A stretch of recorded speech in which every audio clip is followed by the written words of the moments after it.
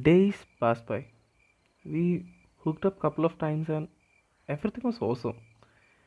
As we got closer, I started to uncover more and more layers of Kriti. Deep down, like everyone else, she too had insecurities and a fair share of trauma.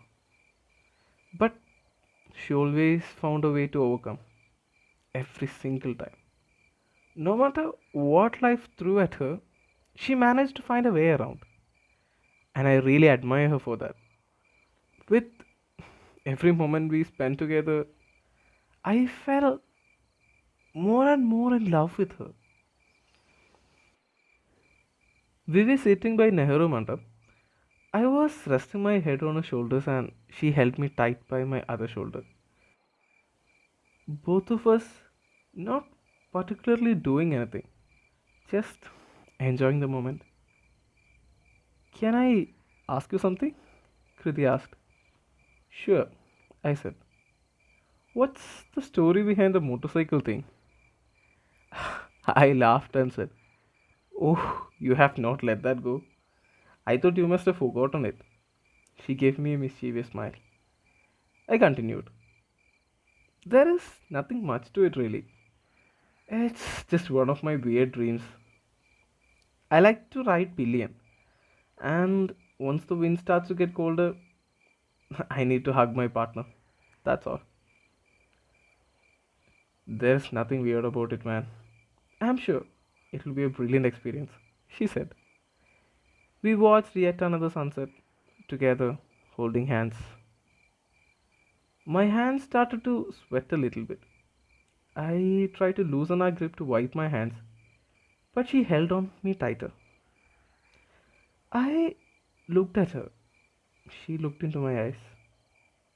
We didn't utter a single word, but our hearts communicated flawlessly. Love, it is something just beyond our comprehension. It was getting late, so we decided to head back to the hotel. It was already dark. As we reached my bike, I'll drive, she said. I agreed and handed over the key. As we were riding, Kriti slowly took my hands and placed it on her belly. I understood what she meant. I hugged her tightly. I placed my head on her shoulder. The wind weaved through her hair and went right through me.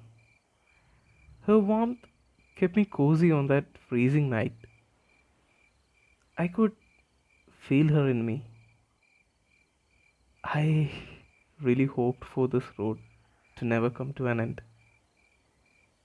After that memorable night, the sun raised next morning for yet new adventures. The morning went by a frustratingly tight schedule. We could not even talk properly. To recover and unwind from the busy morning, we went on one of our usual night walks. Completely forgot to ask, what do you do for a living? She asked. Well, I have a small event management company, I said. Whoa, that's great. How are things going with your business? She asked. Things are great, but it is stressful. Client meetings, organizing, lots of phone calls. It's a hard job. But when the paychecks come in, that's when the happiness kicks in. I said and smiled. When the stress gets out of hand, I usually go on a trip. But to be frank, I'm not really happy with my job.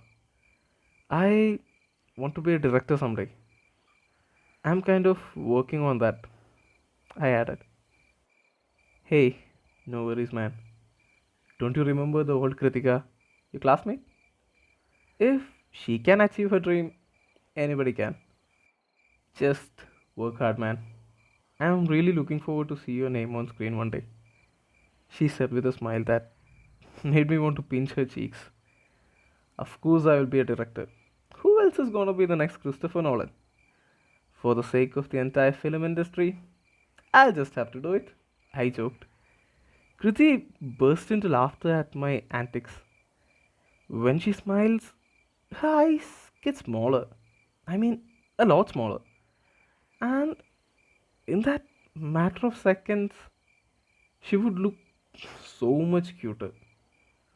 Uh, no one should be allowed to look this cute actually. I just pinched on her cheeks and said, "Don't underestimate me, okay?" She tried really hard to control her laugh and said, "How can I underestimate you? You always seems to surprise me." We walked through the deserted streets holding hands under the starry sky. It was a full moon night and the ambience was fantastic. We came back to the hotel and went straight to bed. I laid my head on Kriti's belly, which was my fast becoming favorite pillow, and she massaged my head softly. We talked for a while, and it was then she said, "My project is almost over. 3 more days, and we will have to say goodbye to Kurk. So, what's the plan?"